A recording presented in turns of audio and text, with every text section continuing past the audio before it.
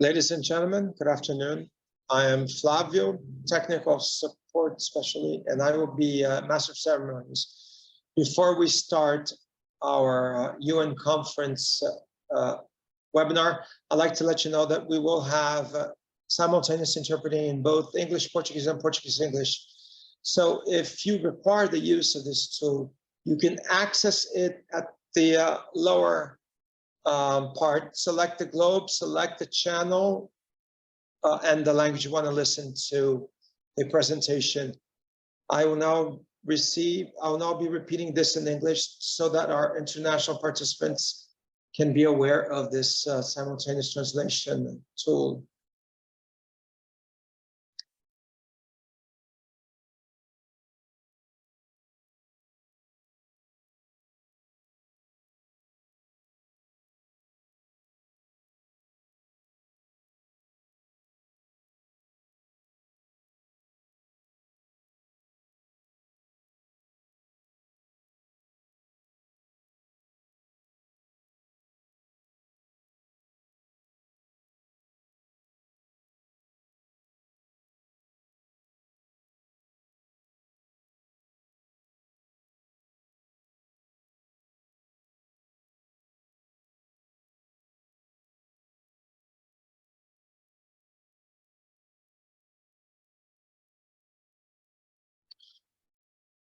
If we're all set, and we will get started now with our side event with water sustainability under the food, energy, and water nexus, with a multi-sector approach where the actors in environment and sustainability and water and international and domestic invitees will exchange information on how to have water sustainability, taking into consideration climate conditions and environmental conditions and economic and social conditions. We would like to thank our members here, both international and domestic media, as well as our international national panelists, as well as the PCJ consortium partners, such as the PCJ Basin agencies,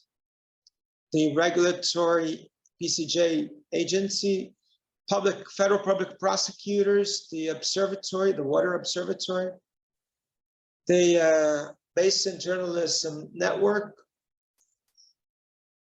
the International Agency of Real Orb, the UN Global Pact, Connection Water, Association Friends of Serra, the Analândia Municipal Mayor's Office, and also the partner companies Coca-Cola, Klabin, CPFL Energy, and IAGEA.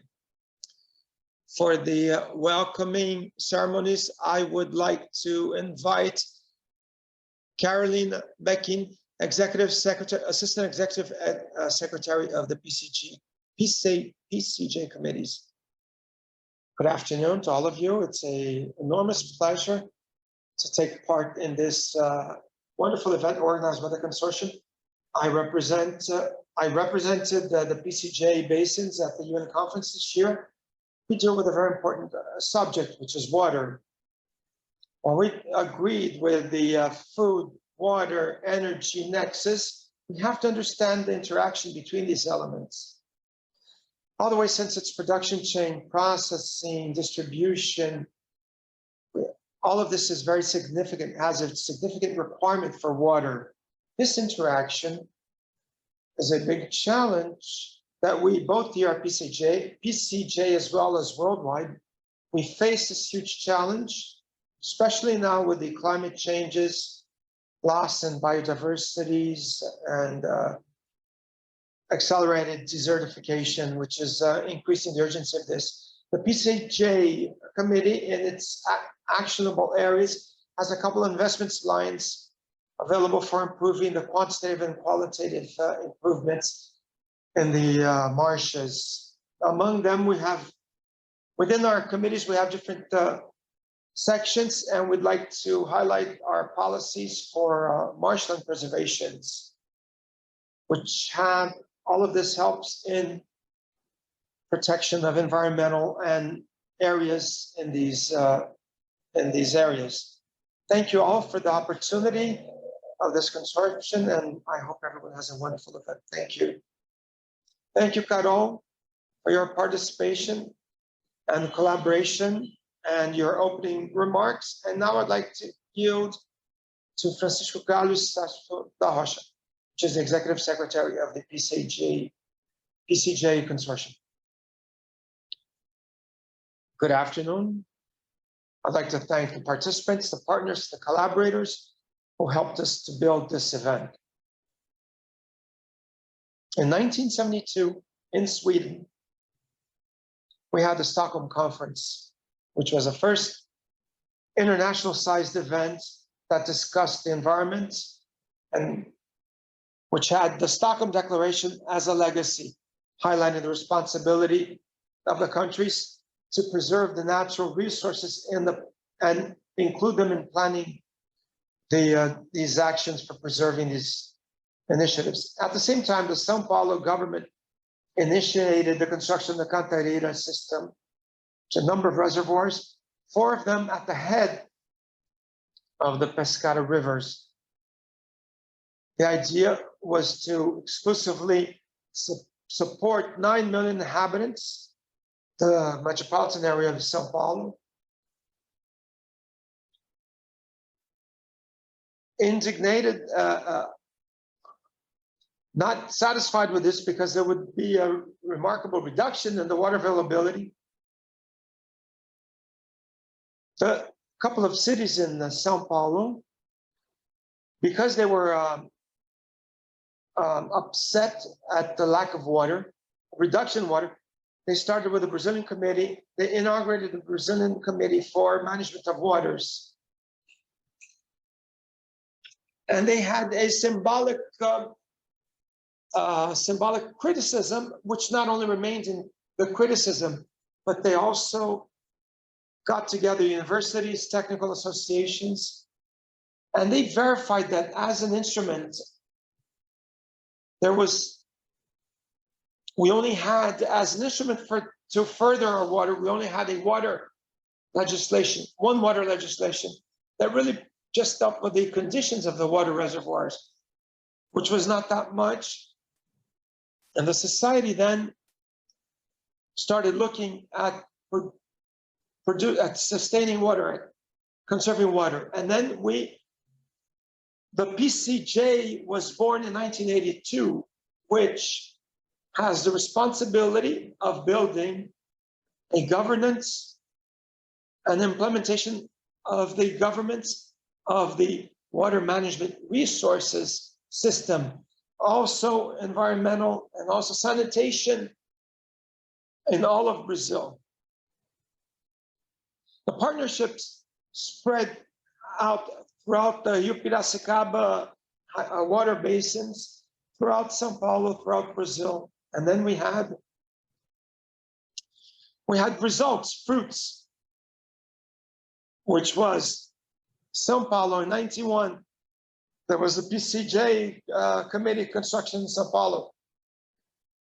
Water resources construction, 1997. The creation of the National Water Agency in 2000. The PCJ 1999 built agency, a number of different participations in the PCJ consortium, the Brazilian International Management of Basins. And then, in addition to the numerous participations, we had the PCJ participation in ECHO 92, Rio plus 1000, and we relaunched ECHO 92 plus 30. What would be the ECHO 92 plus 30? Commemorating 30 years of the Rio 92 International Conference. The ECHO 92 plus 30 is foreseen to occur in it was supposed to occur in 2022, but because of other force majeure events, it was canceled. But we do hope that the sustainability effort is in the social participation. We believe it is. planning and availability of the best practices. And this has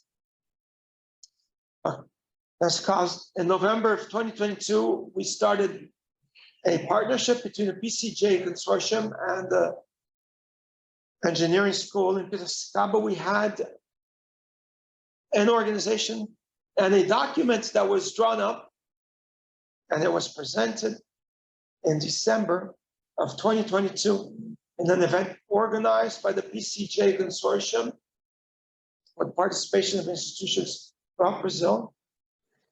And this document was approved as a legacy of the AICO 92+30. We ended up with a document. This link will be made available in the chat, and we have the release on the launching of this sustainability document and the document itself, in addition to the release. To finalize, society created the PCJ consortium, and in its 33 years of existence, it has been proven to be essential in assuring the functioning of the PCJ basin management, and also internationally and nationally conducting and managing, helping manage the environment, and also assuring the sustainability. But for all this, we need the continuity of initiatives and the best practices, environmental initiatives and best practice. Thank you, Francisco, for your wonderful initial comments for the UN conference. And I'd now also like to warn everyone, to let everyone know that we will have the link available. We already have the link available for the Rio +30 document, where you can also have access to the release as well as the document in its entirety. Continuing now, I'd like to yield the word to Mr. Mario Boccioli, who is the president of the PCJ consortium. Thank you very much. Thank you. It's a pleasure to be here. I'd like to congratulate the whole team for the successful undertaking of this event. This has been a successful PCJ consortium of the whole PCJ family. Thank you, all of you. We, as a PCJ consortium, we are undertaking together with other countries this event, and also in this event, and in the permanent discussions on this subject.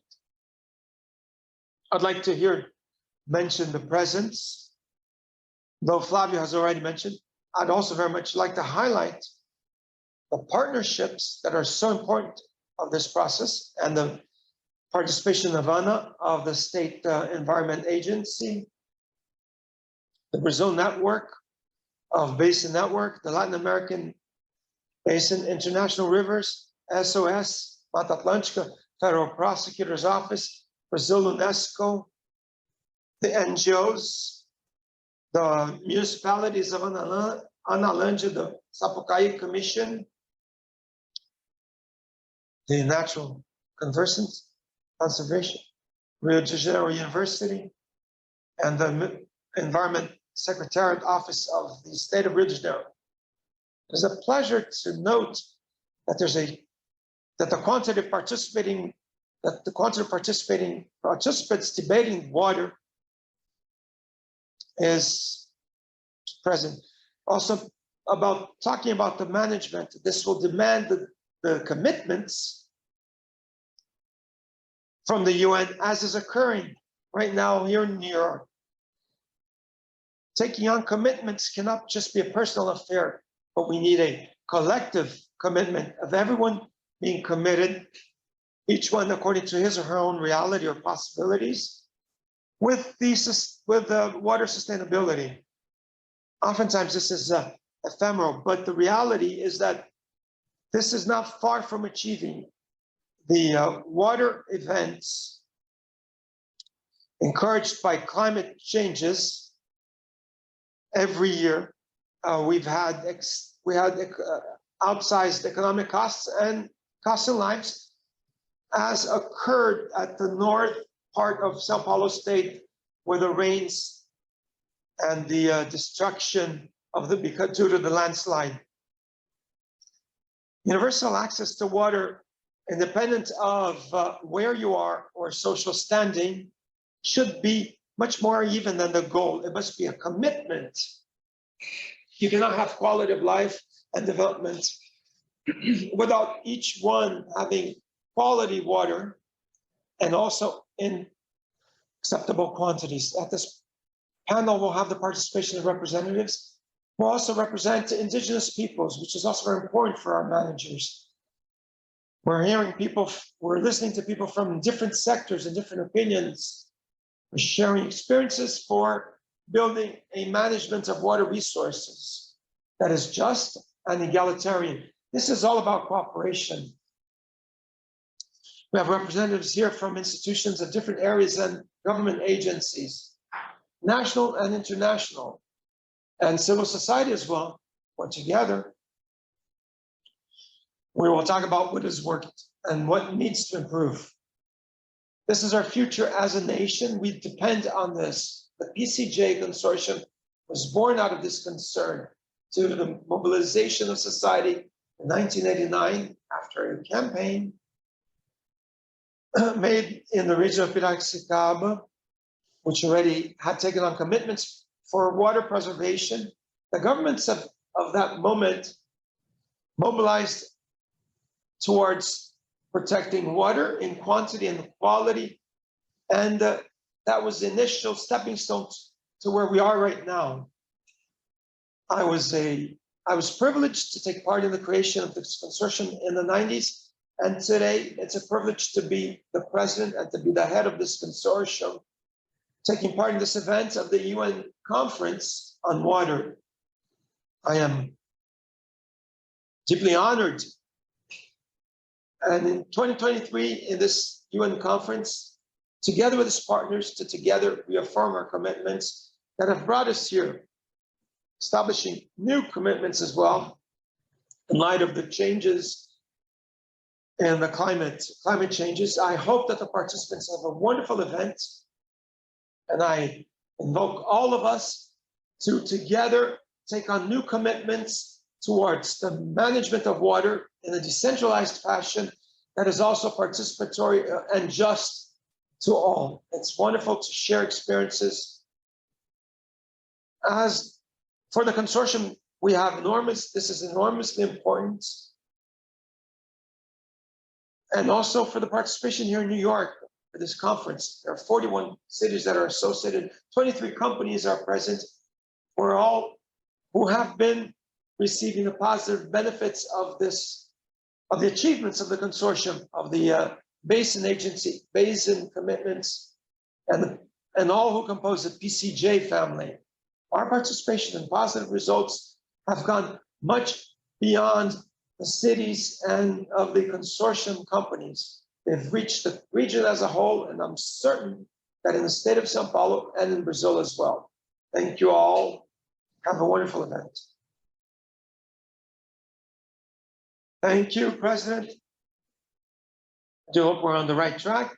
I'm sure we're on the right track. Again, I'd like to invite now for the introductory comments. I'd like to invite Ms. Stephanie Laronde, who's Cooperation Director of the International Network of the Basin International Organisms.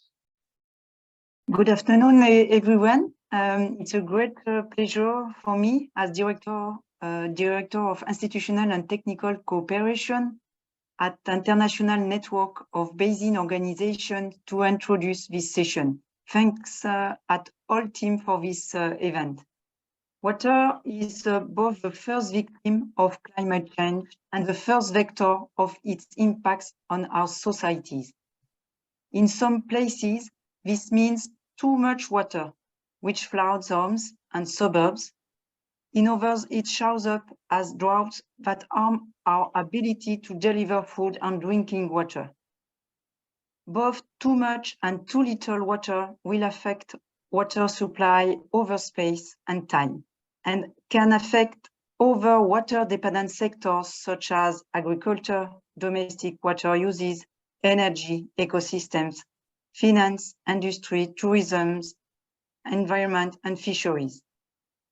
Since climate change impacts are cross-sectoral, a holistic management approach is needed to resolve the problems. This session will focus on the water, energy, food nexus.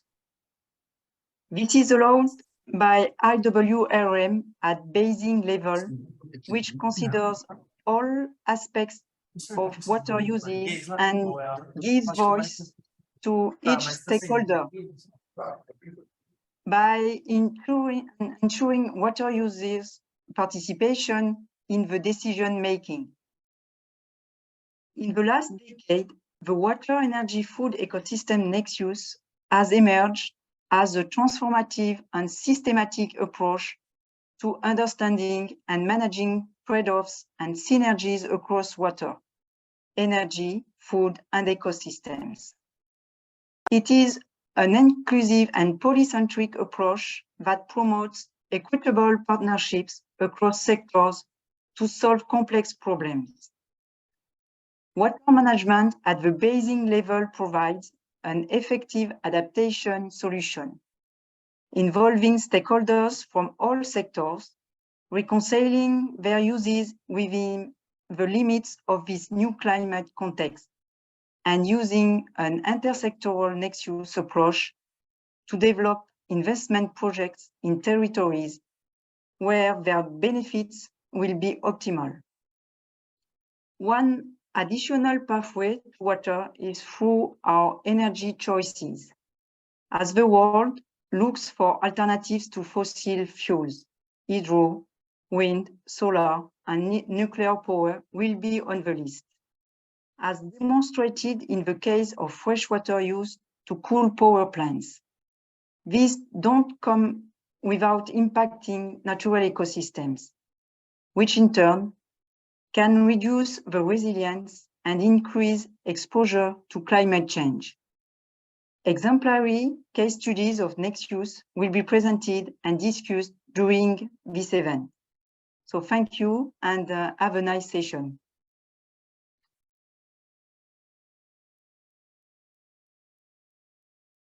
Thank you, Stephanie, for your initial considerations.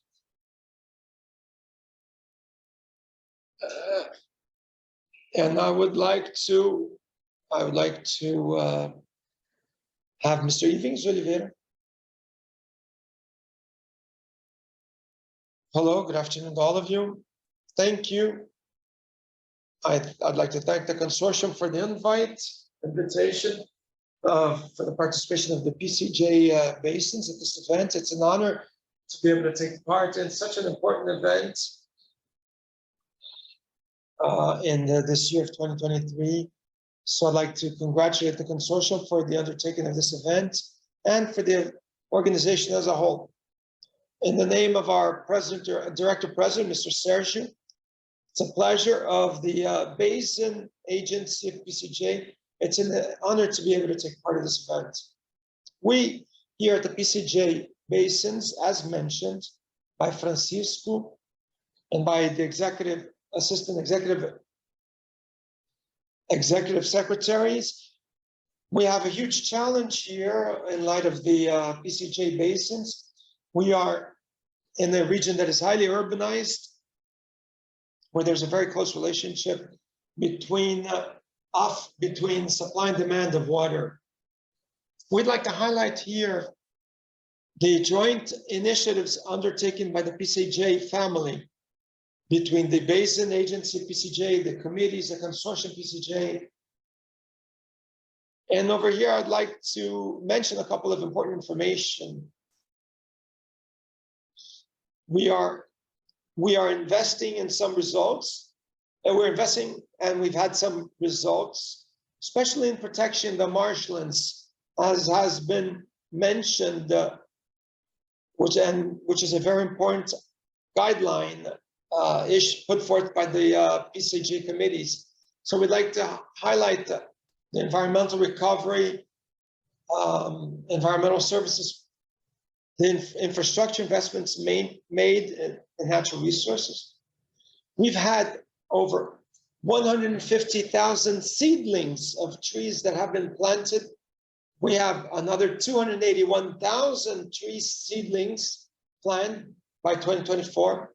We've had the participation of 269 different land properties in different municipalities, which represent more than 7,600 hectares. In these last 5 years, we've invested in protecting marshlands.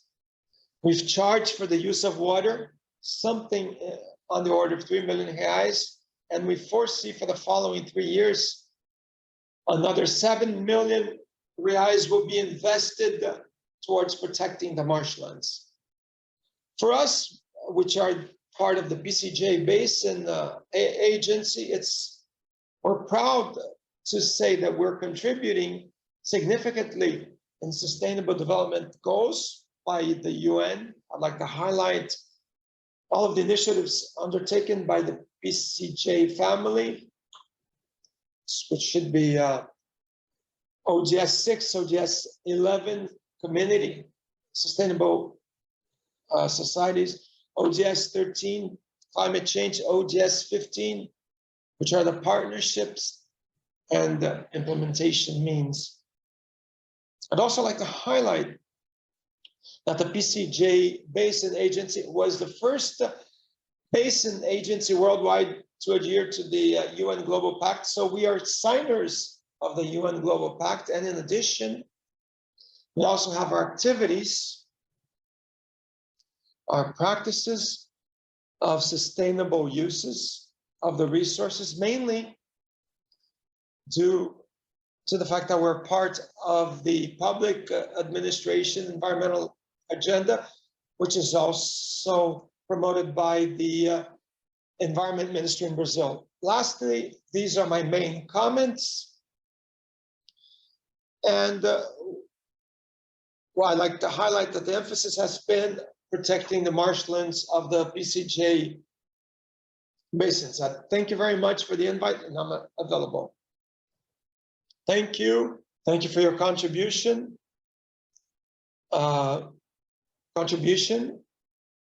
Mentioning the difficulties we've had for the PCJ Basins.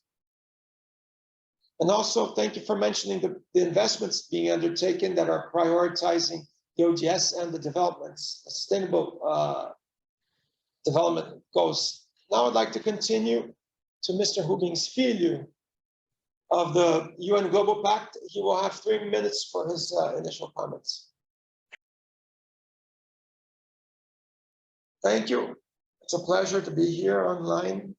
I can certainly note many friends that are part of the UN Global Pact here, as well as other organizations that have had a pleasure of working as well.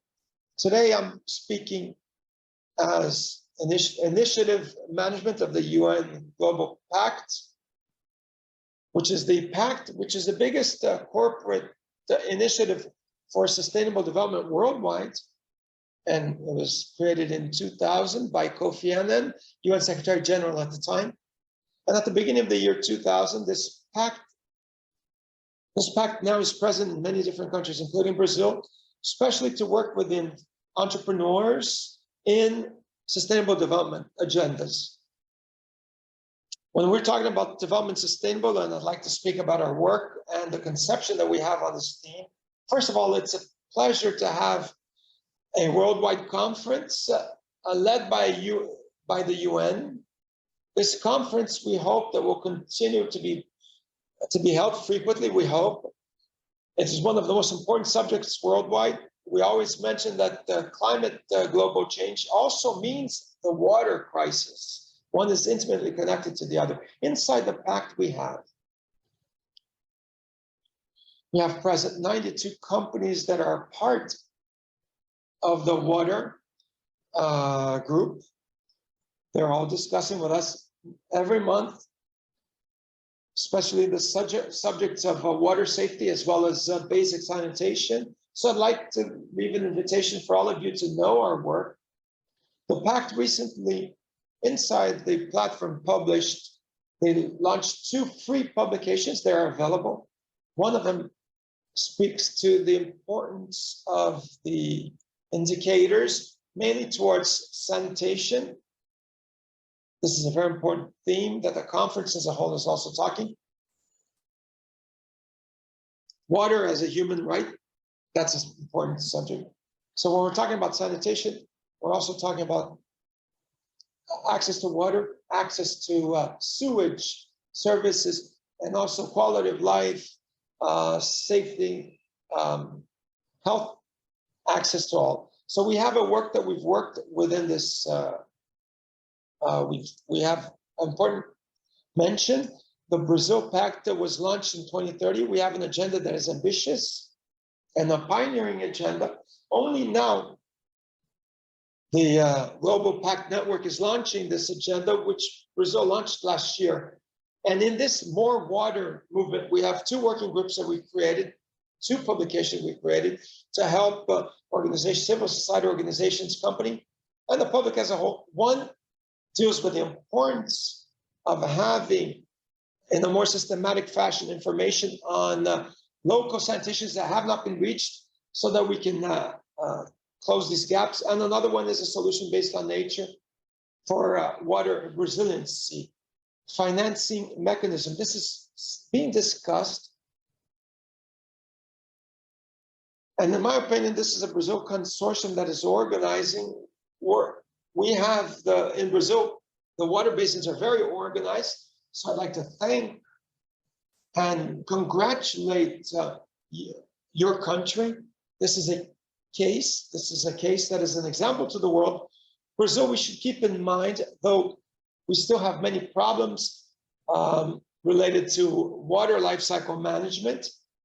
I'm mentioning, I have the secretary here who's witness. We have some concern about the water resource management, but Brazil also has much to contribute. We are one of the countries that most share information on our basins, on water use, on demand. So this is very important. When we do this nexus, water, energy, agriculture, food, urban water, urban supply, we're talking about a government that must be improved in Brazil, but certainly compared to other countries, we are well ahead. So I'd very much like to thank you for leave this message of thanks, welcome you, and hope that you get to know our pact and access this pact today. Access the documents that the pact has on water safety and all that. Thank you very much and good afternoon. Thank you. Thank you for your important participation. It's always good to have the UN Global Pact as a partner of the PCJ consortium. This is a very important subject for planning and management of water. Continuing then, once again, I'd like to thank all of you who are here. And now we'll be presenting the cases that will be explored around four important subjects: forest recovery, rural sanitation, water, use of water, new technologies, efficient use of water and energy, and the basin and management between the basin governance organs, agency governments, and civil society. So now I'd like to hear Engineer Eduardo Beniguel, who will conduct and moderate the panels. Welcome, Eduardo. Thank you, Flavio, for your introduction. It's a pleasure to be a part of this event. So now let's get started with the first panel, which is forest recovery and rural recovery. I'd like to take part. I have the Leandro here, who's managing of the Analândia municipality, also Mr. Belfo, representative of the mayor of the Olambra municipality. We'll be talking about the solution based on nature. I'd also like to hear Ana Marcela from Petrobras and Andrea, who's a biology master's. You'll be speaking of the project, and Rodrigo Brito, who will be speaking about South America, you will be talking about the Nexus project. So now we'll have 5 minutes per each speaker, and then we'll make some comments afterwards. My name is Leandro Santabio.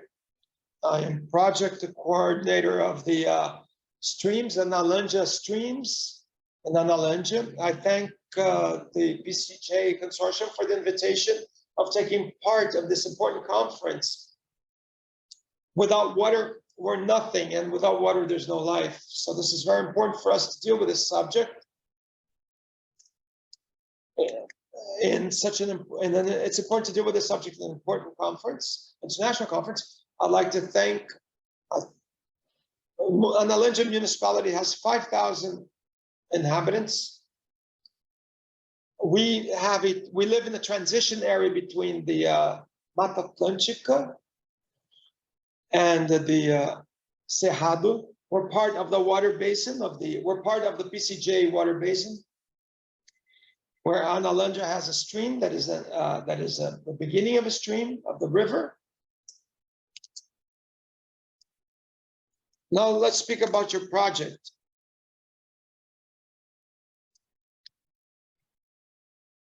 This is the logo, the project logo.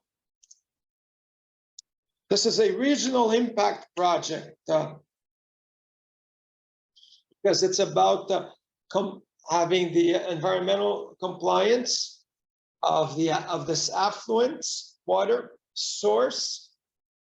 It involves 18,000 rural properties, and all of this water was flushing into the Avatai River, which was used for water supply to the cities of Jucaraíba.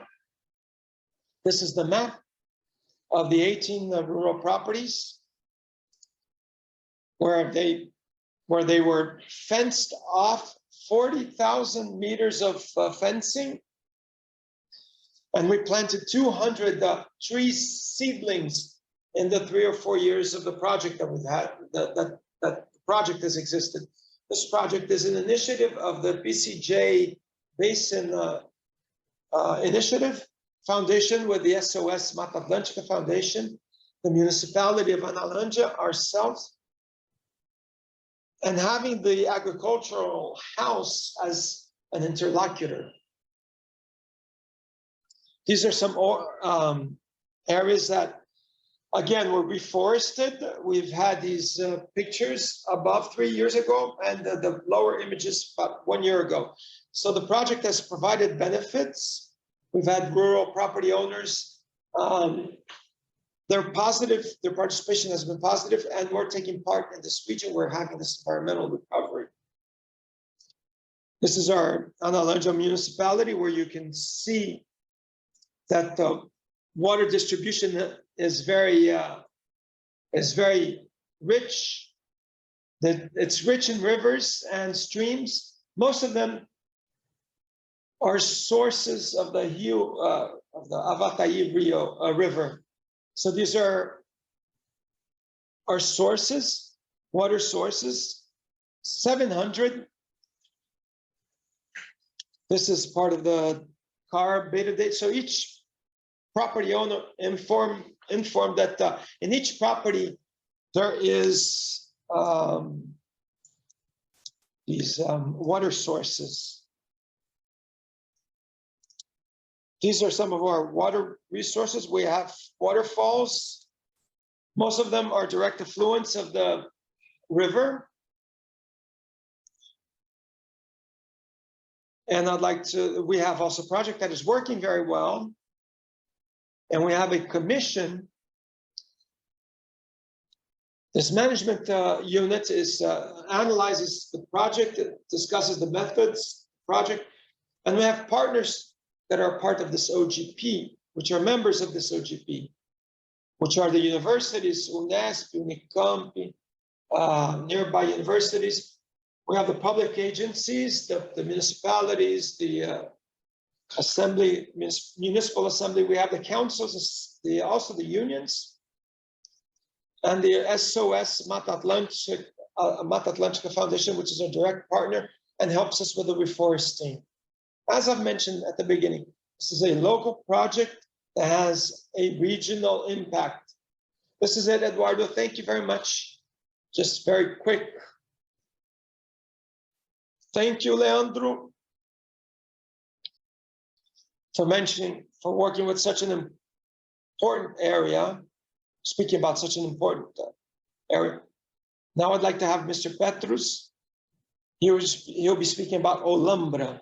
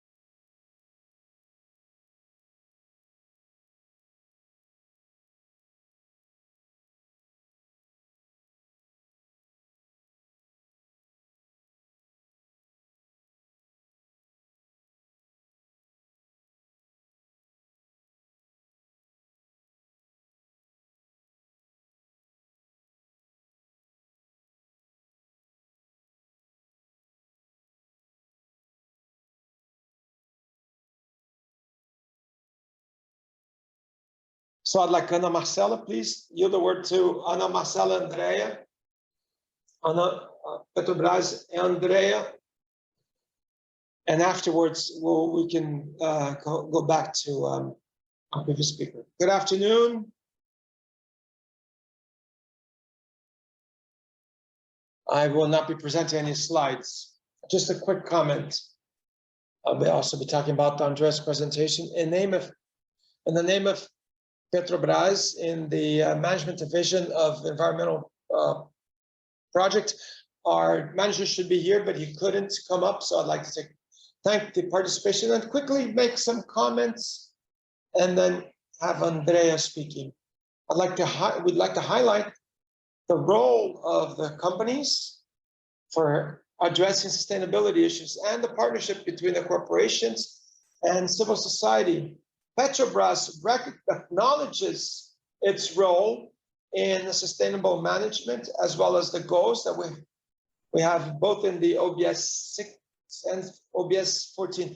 And we have these goals, and they are implicit in our strategic plans, which are about supplying our energy, respecting human rights and the environment. As far as water resources are concerned, we're always seeking to rationalize the use of our water, and at the same time, we try to contribute to conserve and to make available this water near our installations. We do this as a volunteer project. So for those who do not know, we have a social and environmental Petrobras program, which supports initiatives that have positive social impacts. We have partnerships with organizations of civil society, and together with them, we dialogue.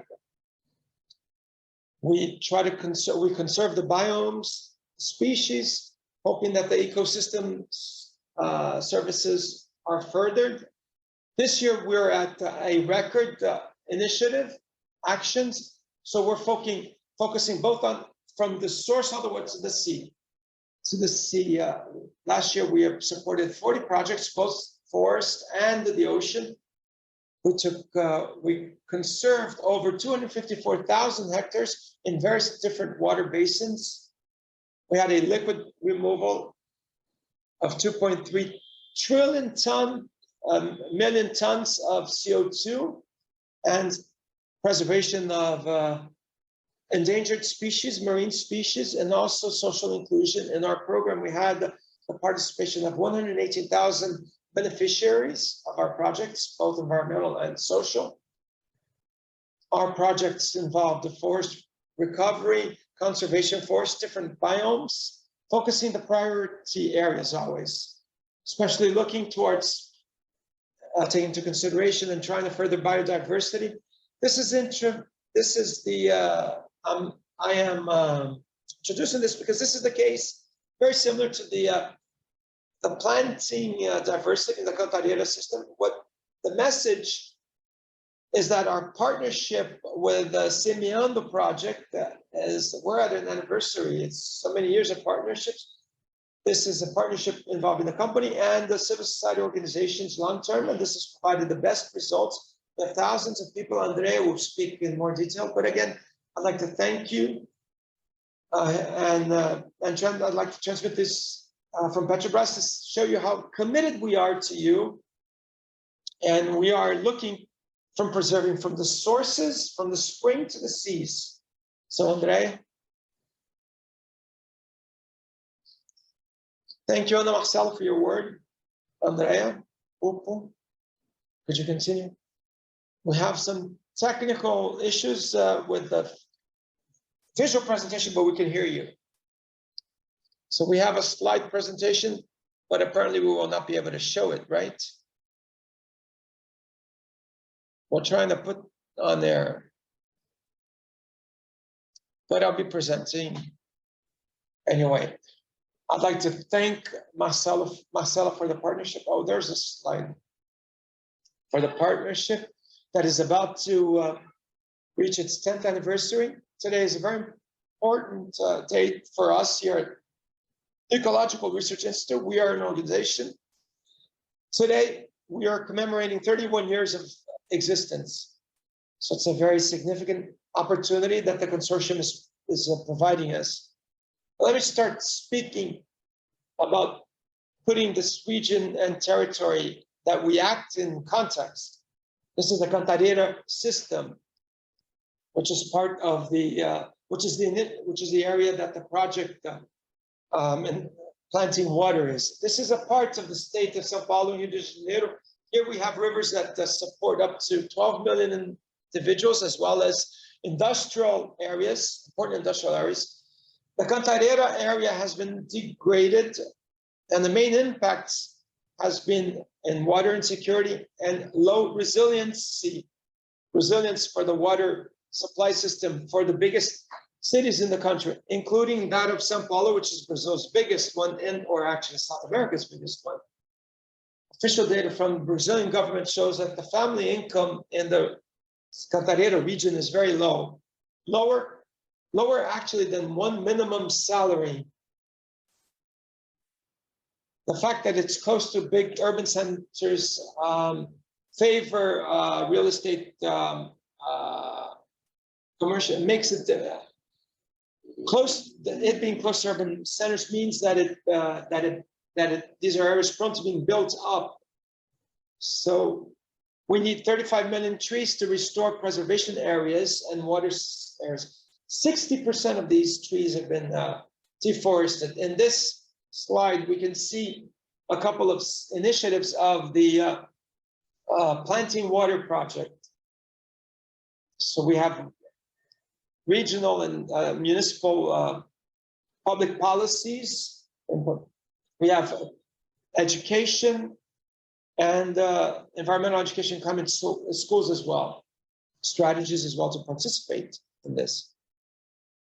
The proposal for solutions for conserving and regenerate the ecosystems and water systems are based on nature, such as forest recovery, restoration of older systems, and migrating to sustainable models such as ecological pasture management, agroforestry systems, and cultivating native species. Following slide, please. Some results of this project are there. 300 producers and landowners have benefited. 20,000 children have been the beneficiaries. We have planted over 500,000 trees, and we've converted 200 hectares. We've converted from this traditional productive systems to sustainable systems. In addition to among our learnings, we'd like to share that we can conciliate water conservation systems, and we can conciliate that with economic development and the social well-being.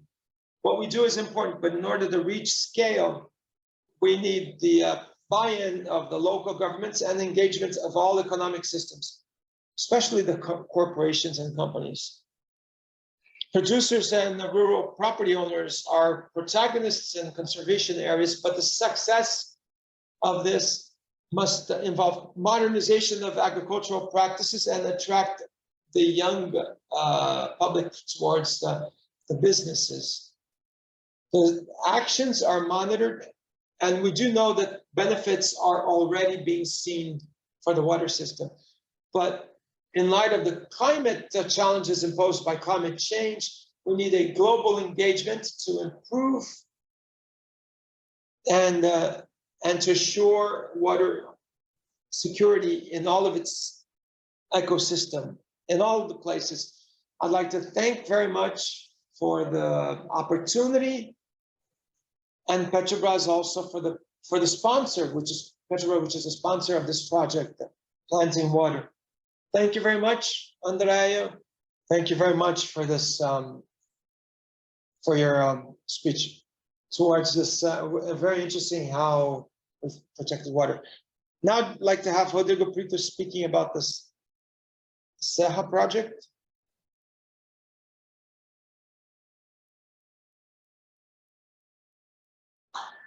Good afternoon to all of you. Can you hear me well? Yes, we can. Thank you very much. Congratulations on all of you for your presentation. Let me talk to you about this program. This is the third year and second year of implementation of this program.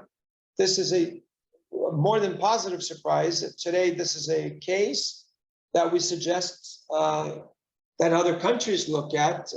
Organizations, the Olhos da Serra, the Mountain Eyes, is already an example, and an example for what we also seek in other locations. water neutrality or water circularity, meaning I'm able to, what I consume in the plants, I'm able to recover, to do this not only national, but to do it in each country. This was the main goal, main source of the Coca-Cola sustainability commitment. We did this in '97. Initially, we wanted to recover the water. Each country, Argentina, Chile, Egypt, Brazil, each country needed to comply with this in 2020. And in 2020, we established a new goal, which means it does us no good to have 100% of water recovery in Brazil. But if I capture water in 27 factories in 23 states, I can't just return this to one basin or just to one region. So now we're trying to have this neutrality, local circularity, each basin. And in the Jundiaí, that was a challenge because that's what we have, a big factory of ours. This factory is supplied by the water utility. It's a very urbanized region, much easier to recover water, for example, in the north of Brazil. But it's actually much easier to recover water in the semi-arid than in Chile, because it rains 4 times less in Chile than in Brazil's northeast. So there's a number of challenges. So we were lucky to work with the PCJ consortium. So before talking about the eyes of the mountain, we work 3 pillars. We look inside, in our own home, increasing water efficiency, lowering consumption. So if 30 years ago, we used 3 liters of water for each liter of beverage, now we use 0.5 liters in addition to the liter that has been bottled. So we've increased very much water efficiency inside the factories. And water recovery is done through conservation, protection, reforesting projects, reduction consumption of agricultural chains, better access to water. And in the all-use Mountain Eyes and the PCJ consortium, we were lucky to have a legacy, a story of collaboration, a long-time project that had already occurred. Mario mentioned this in his initial remarks. So in our consortium, it's very interesting to find this partner, which assembled a project that today has 15 organizations that are involved. So in addition to Coca-Cola, we have the firemen, municipalities, those who live there, the press, everyone is involved. In addition to the cameras, in addition to satellite real-time monitoring, real-time monitoring of warnings, and all that. We have this, in addition to all this, we have this signs, we have plaques, cameras, fences. So this work, which is invisible, but in reality has people actually falling in love with this, which is this becoming conscious education. That is so good. So we started this year with 2,076 hectares. We mapped 833 springs in this region or sources of water. We had different technologies and solutions that were implemented. And we renewed this project. We tripled its budget, initial budget. The investment was done by the Coca-Cola Foundation. The renewal that actually tripled and scope is part of Coca-Cola Brazil and Coca-Cola France. So we're going to be reaching 14,000 hectares within the following 12 months. This is a program that we expect for the following 5 to 10 years. We'll be thinking about this positive legacy, and we'll be seeing this project come to fruition. This will be a collective action. There's no arrogance. There's no arrogance. It's not about us, Coca-Cola. We're just a supporter of a program. We're merely the supporters of a program that the consortium did with its residents and all that. So this is very important. I'd like to leave in the chat a link to an institutional video done by the project team, and also leaving the link, the site, which is called Olhos da Serra or Eyes of the Mountain.com.br. So I'll leave my contact number. We have a number of different interesting projects in Brasilia, in the semi-arid areas. This is an area that in the Northeast, we've been, the Sustainable Amazon, we have different projects. And as a group, it's important to note that, sure, we're emotionally connected and we also work with programs of water access. But this is so interesting when we're able to show that people who did not have water are starting to receive water.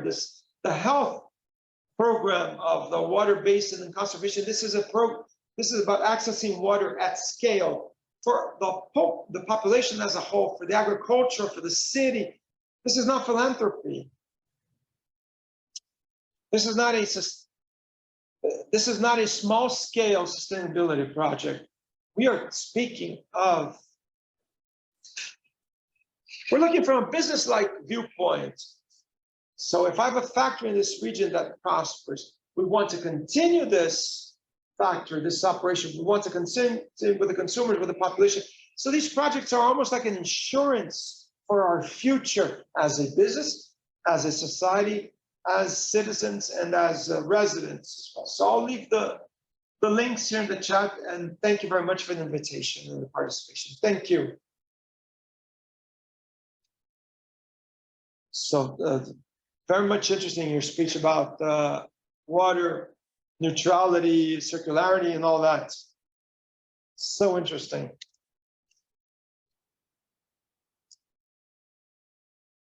Following this, so let's start the second panel on the reuse, water reuse, new technologies and cases, difficulties.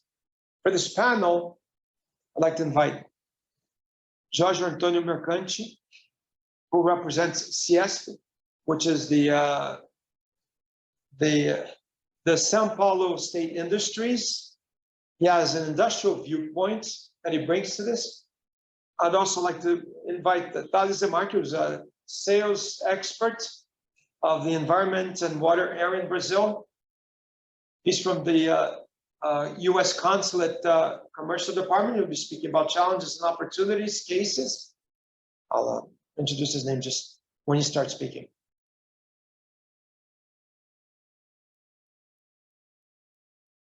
So Jorge Mercanti, yield the word to you. You can open your microphone and start the presentation. Good afternoon. Thank you. I thank you for your invitation to take part in this event. This is what I like to bring you is a viewpoint of the industry in terms of external reuse. Internal reuse, we've been doing this for years and years. So for the water effluents and all that, we have been trying to,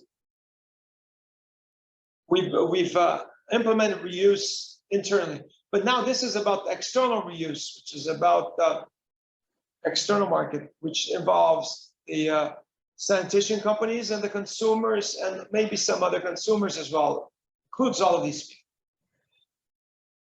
Why is the industry interested in reuse water? First, there are advantages.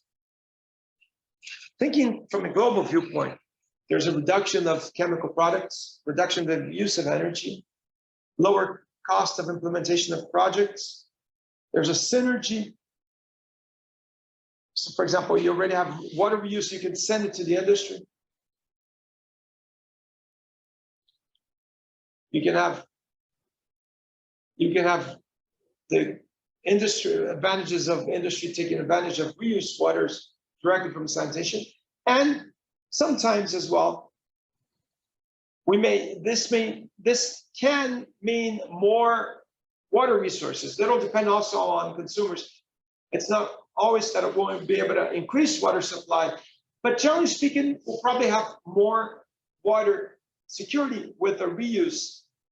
But what are the roadblocks for external reuse? First of all, is a water balance. I capture the water, I send it to the industry. there may be a part of the river that there may be lack of water. So if the balance is neutral or positive, fine. But if the balance is negative at a certain stretch of the river, this project won't come off the ground because you cannot really, you cannot harm the consumers.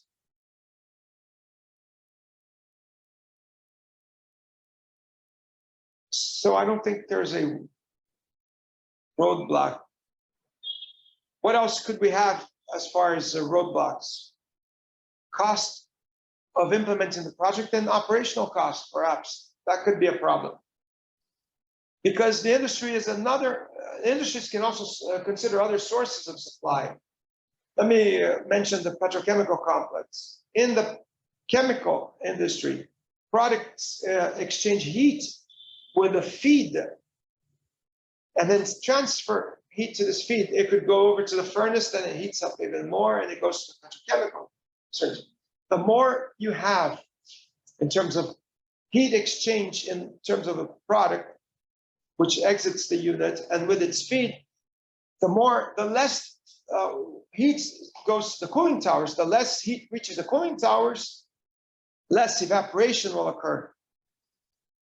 And this evaporation is not really good. So this process could be utilized with a pinch technology where you improve this heat exchange with more efficient controls. So if I work in the petrochemical, if I work in petrochemical company, I have to see what the cost of this change may be.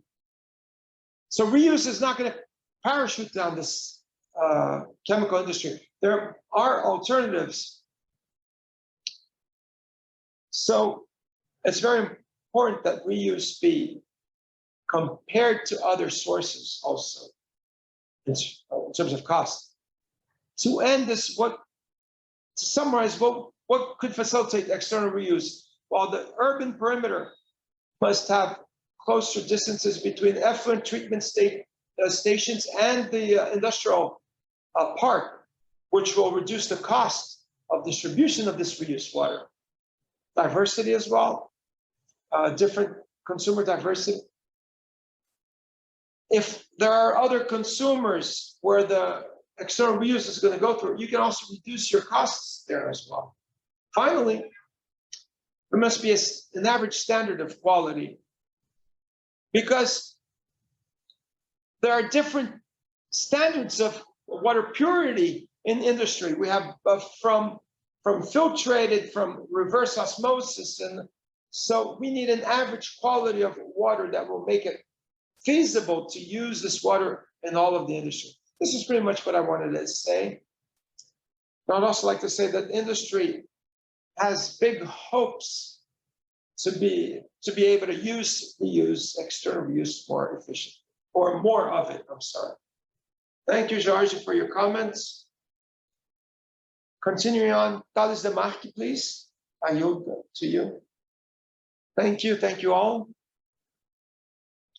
Thank you. I'd like to thank the PCJ consortium for inviting me to take part in this event.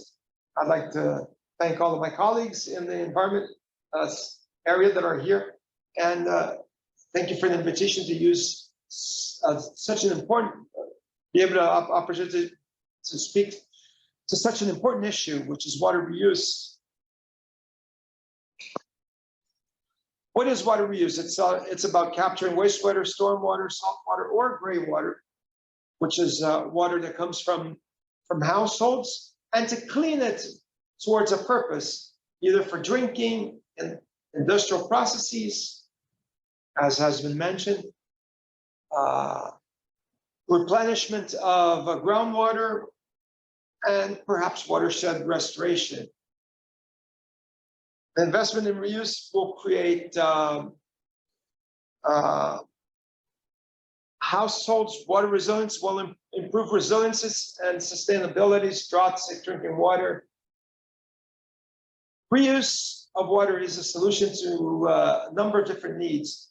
Growth of population who may need clean water, may also clean up on water available in nature, recovery of the environment as well.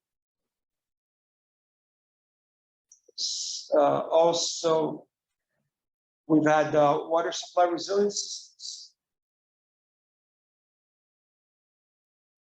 We are also, much of what we're using, so we have a lot, there are solutions also for the use of toxic products as well. Much of it is being identified from different sources of water, including Brazil. In addition to the areas cited before, there's a potential for growth of reuse for non-drinking water systems, treatment of water produced by the oil and capture of rainwater. I've listed in the slide a couple of examples of the use of reused water in the United States for different ends. Following slide, please. In this slide, there are different technologies and methods that are used for purifying water that come from the sources. I'm not going to explain each one of these. I don't think we have time available, but I'd just like to mention that this is an advanced system of treatment of water for reuse, and you can combine different methods to assure the quality and the purity of the end product. Some of the technologies, some of the process will focus on the cellular technologies, others will focus on cleaning or filtering out nitrogen sources, carbon filter. Other processes use biological systems for accelerating natural biological methods, and some that are also, some are filtration systems. Companies in Brazil and the United States are constantly innovating in these new technologies to increase performance, energy efficiency, sustainability, and lowering the costs of these technologies as well. My last slide is about a couple of cases for water reuse in the United States. I'll briefly touch on California. One is Arizona. In Santa Clara, for example, we have a very advanced water purification system. Here we have reverse osmosis, UV disinfection technologies. We produce every day in Santa Clara 30 million liters of water with a water drinking quality standards. In Arizona, in Scottsdale, which is located in the desert, very low rainfall per year. So historically, Scottsdale has been very innovative in their use of water resources. They have an advanced water treatment station, one of the most advanced in the world. It operates, there's zero effluent production. In San Diego, the city improved and increased the water reservoir for 315 million liter drinking water per day production. They've already tested the quality of this water.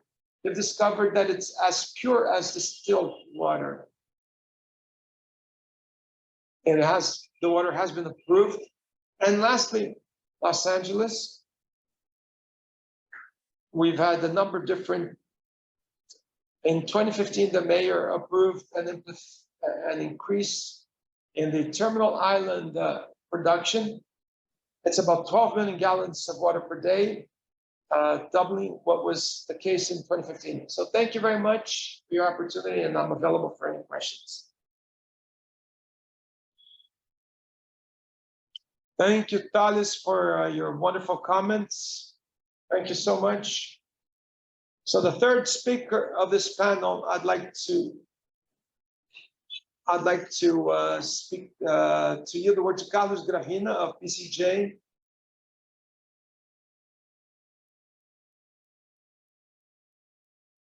Hello, all of you. I hope you can hear me well. I'm a member of the executive directorate, and I'm technical director of the ARES Agência. Its goal is about providing guidelines that will assure the quality and service provision, mainly due to the investments, especially when we add the investment costs to the tariffs of the service providers. The goal is to provide the drinkable water. And we do this in 75 municipalities in the region here in São Paulo. This is a population of close to 8.5 million inhabitants. So we work in 6 units of water management resources in the state of São Paulo, mainly in the PCJ Basin. To speak about reuse, we have to talk about some different issues. First of one will be directly connected to the quality and efficiency of the treatment of the effluents and the sewage. A benchmark that we have is a processing station of reuse water in Campinas. In Campinas, they have this reuse classification, but it's still not drinkable. In order to comply with the guidelines of sustainable development for 2030, we must mainly have water safety or security. Recent information we've had on monitoring of the effluents post-COVID, lights say red lights, which increases our concern in this while drawing up these guidelines. And for this moment, as a regulatory agency, this is a moment of being cautious. The regulatory agency has an academy that provides the service providers courses and technical information on the ongoing activities using best practices. And we have served as a benchmark for the issuance of new guidelines. I'd just like to leave a warning in the sense that many activities are not connected to the regulatory agency. They are connected to the state agencies of São Paulo. They provide the guidelines for the majority of the activities. We ourselves merely try to assure that the service providers' practices are complied with. It's possible to have good water. Reuse water is not yet authorized, neither for environmental agencies nor by the technical agencies. It's still not positive news. Even the firemen in São Paulo, even they were reticent about using the reuse water, fearful of having people drinking this water. So this example that I gave of Campinas, this water has been, the Campinas water that I mentioned is a much better water than we see elsewhere, but it's still not officially released or approved. So before we actually issue a guideline, we must have the legal support, if you will, or legal backing, which we still don't have. So that's it. Thank you very much. Thank you, Carlos Garfina, for your comments regarding the PCJ waters. And with this, we end our second panel, which is about reuse waters. We will initiate our panel on basin organism management and civil society. For this panel, I'd like to invite Dr. Consuelo Yoshida and Dr. Sandra Kish, representing the Federal Prosecutor's Office and the Federal Tribunal with the role of the judiciary in management of water resources. I'd also like to invite Pastor Ziroldo Antonio, who's president of the Water Basin Organism Brazil, and Eduardo Lima. At this moment, I'd like to show a video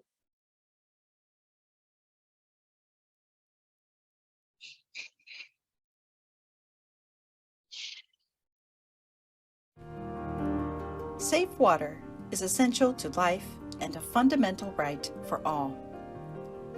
The Brazilian Public Prosecutor's Office, in its permanent role as defender of democracy, legal order, and the public interest, defends the right to safe drinking water. Guided by social and environmental goals, the public prosecutor leads a partnership which launched the Água Boa de Beber, or Safe Water Tool, which provides data on water quality. The tool can be accessed from any computer or mobile device. It provides a user-friendly way to access big data from the Brazilian Ministry of Health's Water Quality Monitoring System, supported by input from water and health professionals across the country. The Água Boa de Beber, or Safe Water Tool, provides citizens with information on the risks that substances found in water may pose to their health and to the environment. Access agua.mpf.mp.br and participate in the defense of water quality. Thank you. Thank you, Eduardo. Thank you, Eduardo. Thank you, Flavio. I'd like to thank you for the opportunity of being here in such a important event, especially Francisco Larroz and Murilo Santana. Thank you very much. I'd also like to salute all the participants here, our moderator Flavio as well. I'd like to start explaining the structure of the system of the Brazilian Federal Prosecutor Office. Many of you don't know about this. There are over 13,000 members of the judiciary this is a permanent institution of 13,000 federal prosecutors, and its mission is to defend public interests of society, defend democracy, and the legal order according to our federal constitution. Because of this, we could say that Brazil's federal prosecutor is unique in the world because it also has this preventive responsibility of making sure that best public policies and an adequate water management and good water governance is encouraged. And I'd also like to show this project, Water Connection. Could you please move to the following slide, please? What is this Water Connection project of the Federal Public Prosecutors? This is a project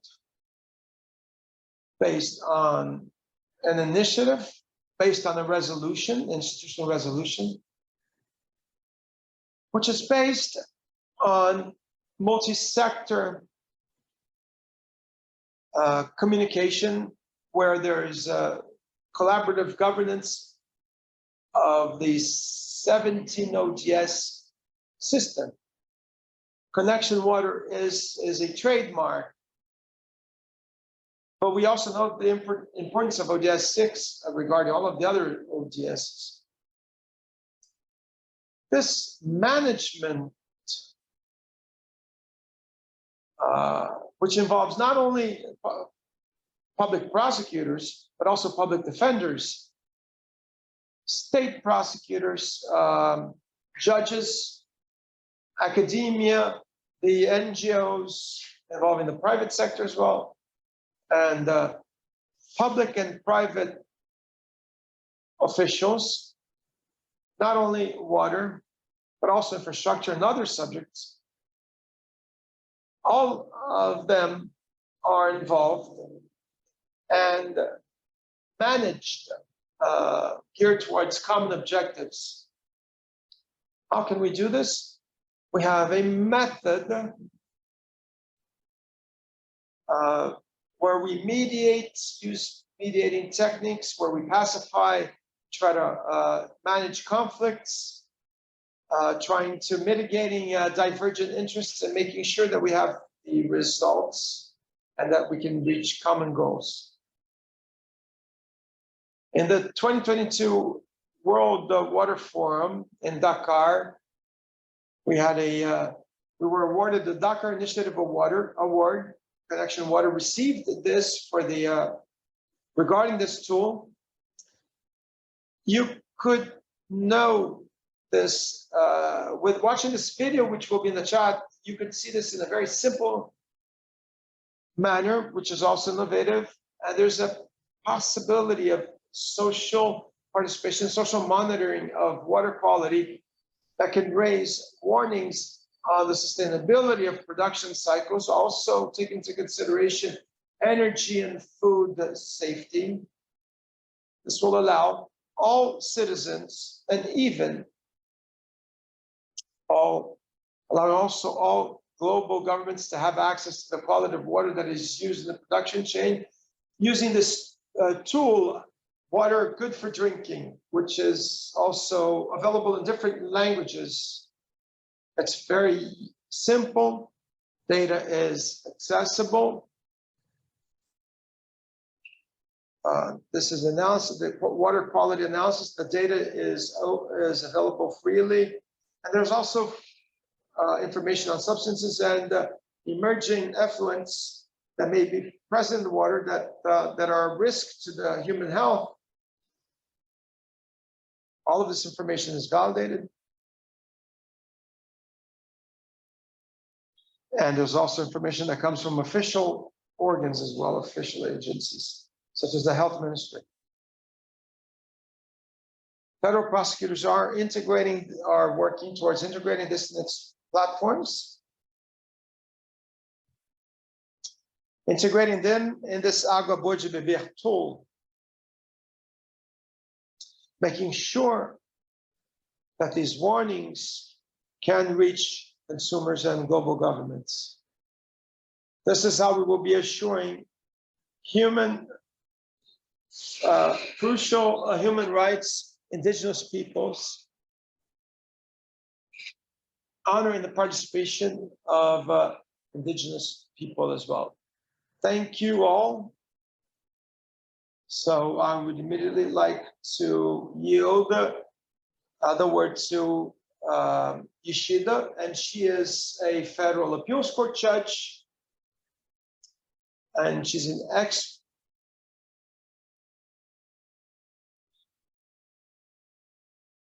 So we hope that we can have a internal governance, which will show us, allowing us to have proactive activities.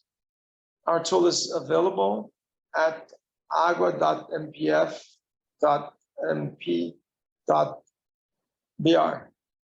Thank you all.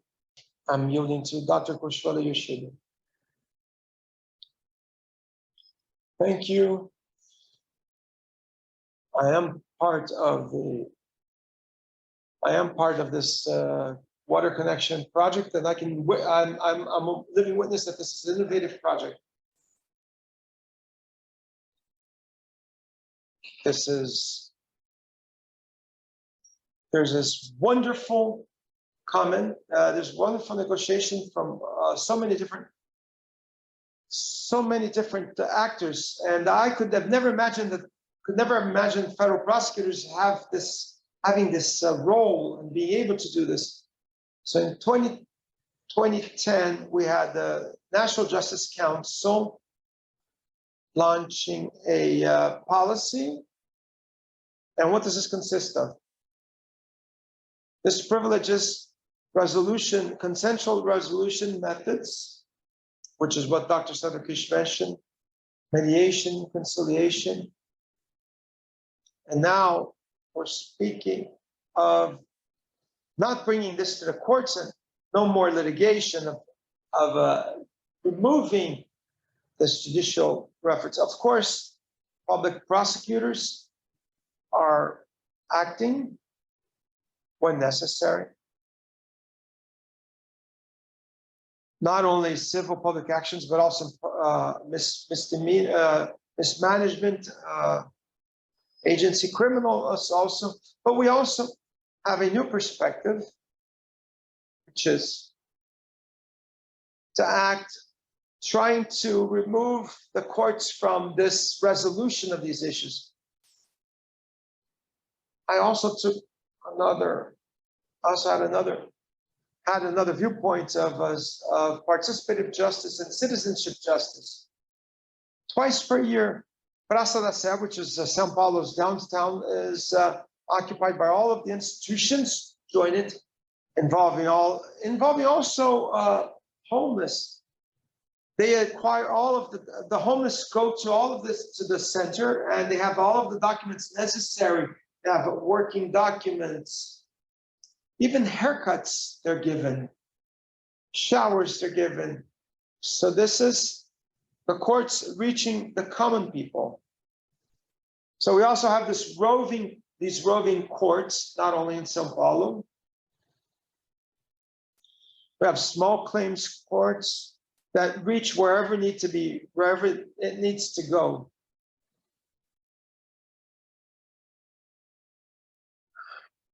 This is a new and modern vision of the judiciary, closer to the population at large, making sure that the people are granted and are able to exercise their citizenship rights. That's our contribution. We're not only the ones that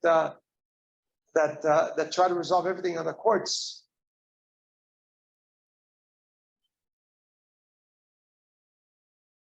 So now also we should note that the federal prosecutors have the ambition of changing our laws and how legislation bodies work. All we can do is perfect our policies and correct deviations, correct omissions that are already set in legislation, but we can never, this is not judicial activism. We do not want to self-legislate.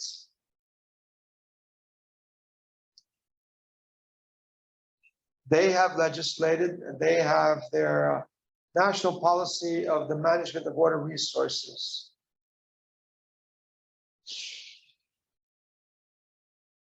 So when things work well, neither the judiciary nor federal prosecutors must act in that traditional manner.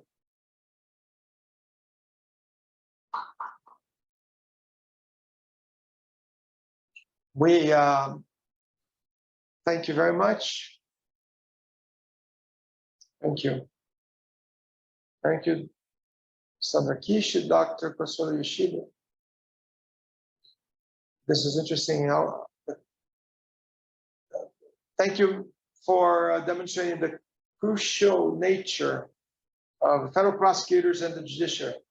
Now I'd like to invite Dr. Angelo Lima, who's Secretary Executive of the Water Observatory. Good afternoon to all of you. I had prepared a presentation, but due to time constraints, I'd like to salute Dr. Sandra Kishi, Francisco, in your name. I'd like to acknowledge women, which is so important in managing water and gender equality. Women march for hundreds, thousands of kilometers every year. Women and children to be able to reach sources of water in various different countries worldwide. So, and wonderful to have this conference and the wonderful to have this World Water Conference after 50 years. We still have many challenges ahead of us. The Water Governance Observance is not an institutional, we are a network of institutions. We have over 63 institutions that have bought into this idea of monitoring governance. And we have built the Water Governance Monitoring Guide, which is being presented to the Water Resources National Management System. We have different instances, the consortium. We've had advancements in the consortium, but that's not part of the Brazilian reality. In Brazil, we still have any gaps in governance. We have only 6 states in Brazil actually charge for the use of water. How can the other water basins, how can the other basin committees how can they manage water without having funds for this? We have basin committees that still don't have even any plans or maps. They have no plans. How can we manage this? And that's what governance is all about. Despite all of you speaking of governance, the fact is that few people bet and invest in governance.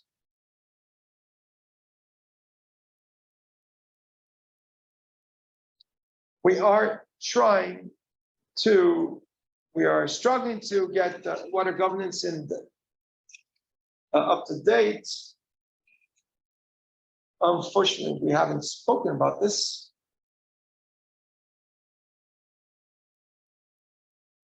But we really should. What is governance?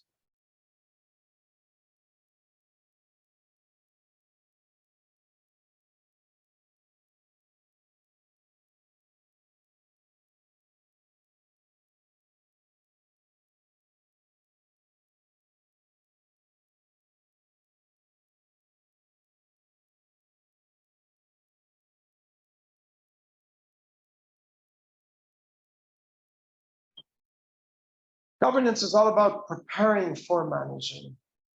When we look at the climate changes and what is occurring, when we see these extreme events, and even the press, even the managers blame the rains. The blame is not on the rains. The blame is on the non-investment in governance to have a structure to face the challenges. And if we blame the rains, it's the poor that will pay for this. The marginalized communities, marginalized for a lack of a water policy, state water policy. We must invest in governance. If the municipalities need tax reform for this, to better, to have funds, they must fight for this, but they must actually add funds in managing environment and water, funds for towards managing water and the environment. Integrated use of soil, integrated management of soil and water.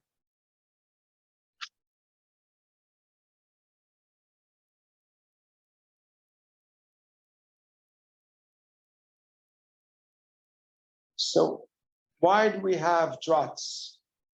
Because we've had increase in deforestation in Brazil, and the rainwater does not actually infiltrate the soil, which does not assure regularity of water, supply of water. It doesn't infiltrate, and that's where we have the big rains in the big cities. Because of the non-permeable water.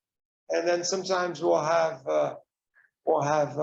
flash floods in the cities, which affect mainly the people, the poor people who are not or street dwellers, if you will, or who live on hills, which are also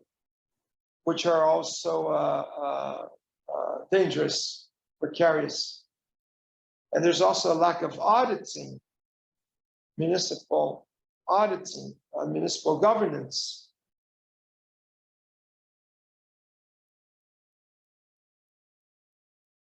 Therefore, governance comes before management.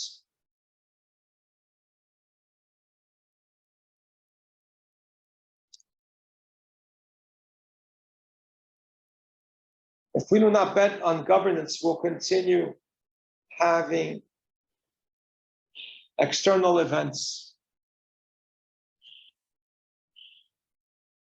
and we'll have people becoming homeless and sometimes losing their, becoming casualties.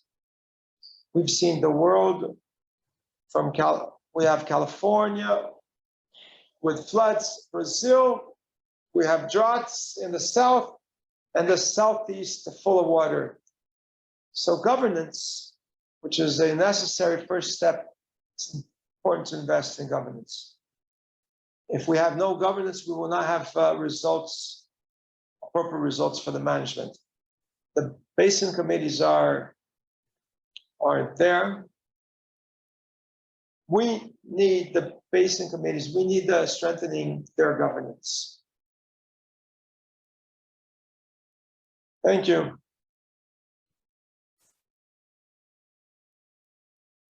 Thank you for your comments. Very important, very, very relevant comments.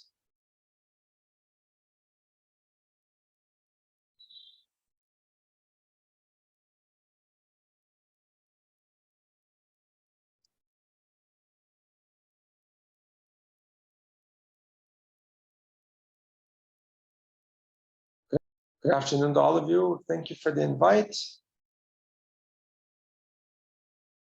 I'd like to welcome all the consortium, the family, and acknowledge my friendship.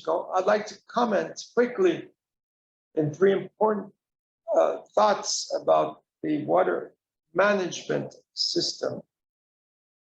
First thought is where we have a water basin, where we have conditions for good indicators, for efficient management, for good use of instruments, we will have then possibility of having water and energy security. And the people who live in this water basin will have development, quality of development. So the water basins, when we have effective planning, when the ideas and the projects come to fruition, governance, then we advance towards having, after some time, water security.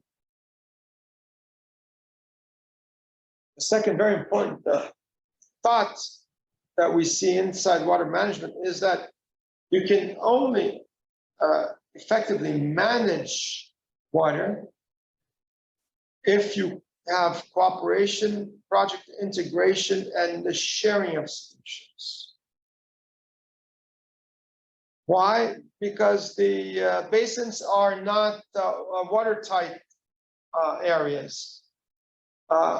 There is an integration. They're not separated. They're integrated. So you need to have sharing of management and implement a macro solution.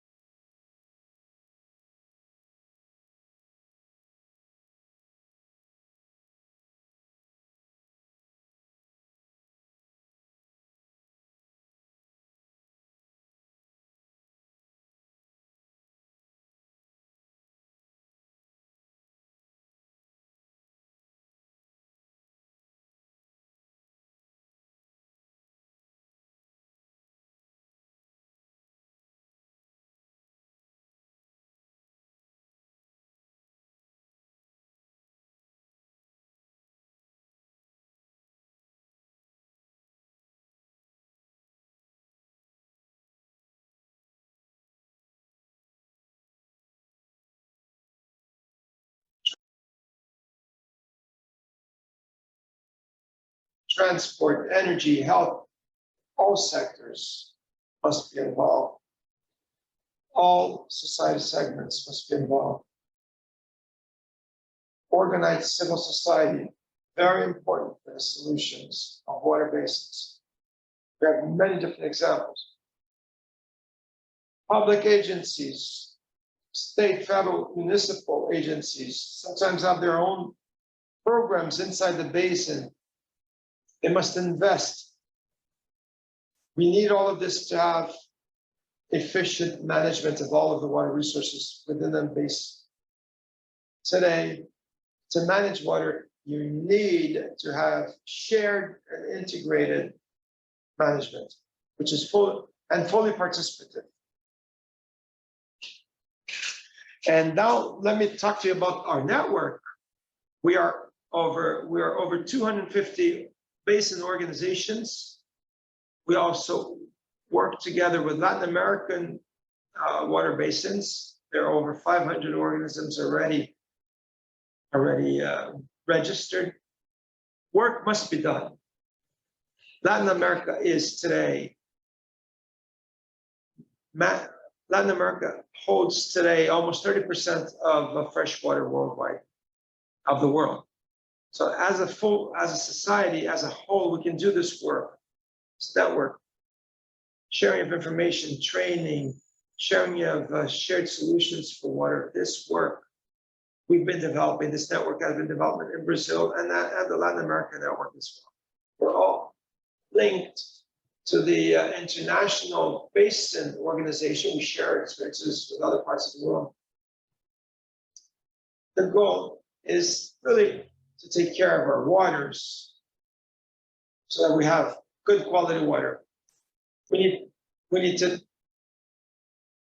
to have the public policies, and we need to have integration of people and solutions. Thank you for your efforts.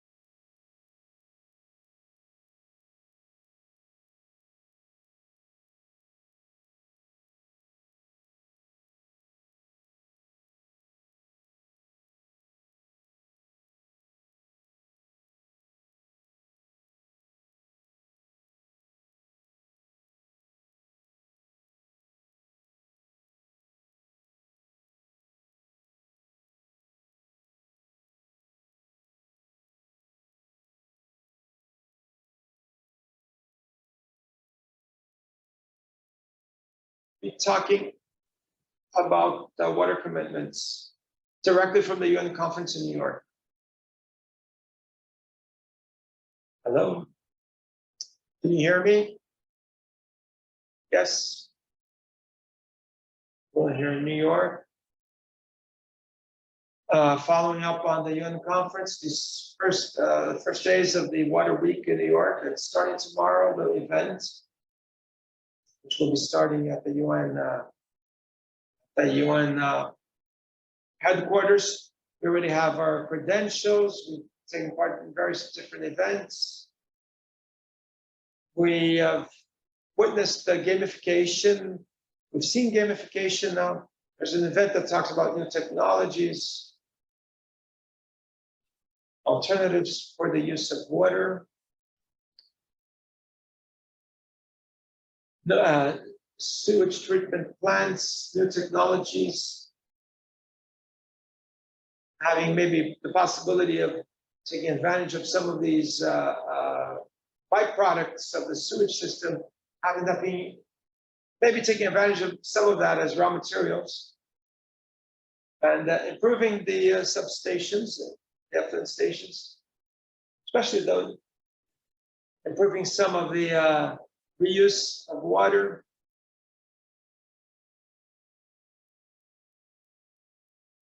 We also went to an event last night.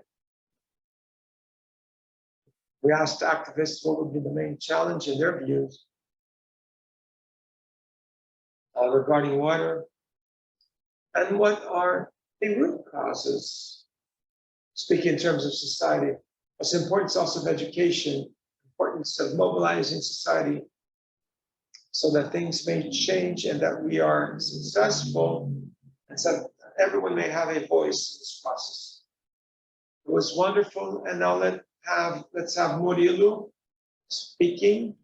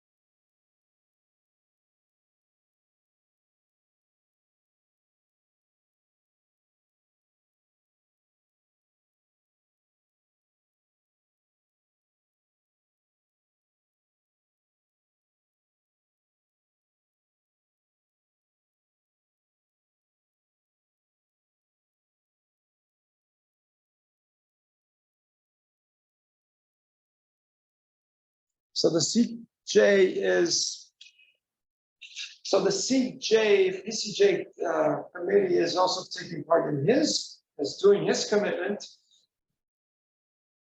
is doing its part. And those are a part of our events. We hope that we can add a link to the chat of this document that we brought, the commitment document that we brought to UN. These are our commitments to subdivide into subdivided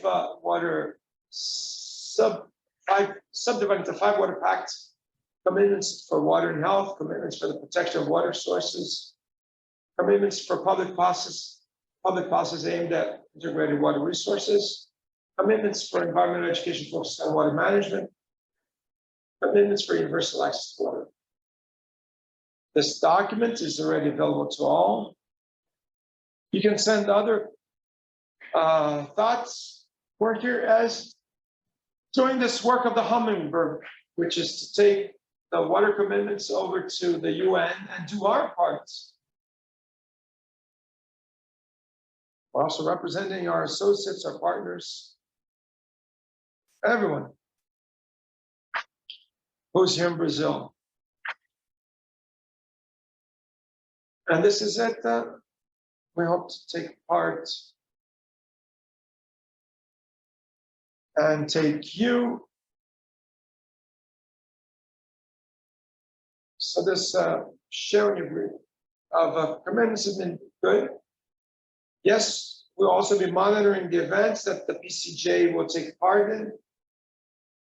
We'll be also looking on Thursday at an event, and tomorrow we'll be at the conference. So as of now, we'll be working at the Water Week events. Now we're actually starting tomorrow, we're going to the UN conference itself, not only to these side events. Thank you, Manilo. Thank you, Andrea, for here in New York, for representing the PCJ consortium. In the name of the president and our Francisco La Rosa, our Secretary Executive, and the whole PCJ team, we'd like to thank our members, international and national press who have been monitoring our debates. I'd also like to thank our partners, our associates, and now we hope that the PCJ consortium can be contributing to the UN conference, sharing these documents, and we hope that we'll have a report and that they'll report back to us on what they saw in New York that we will later share with our associates. Thank you all. Thank you for your presence. Thank you. Bye-bye.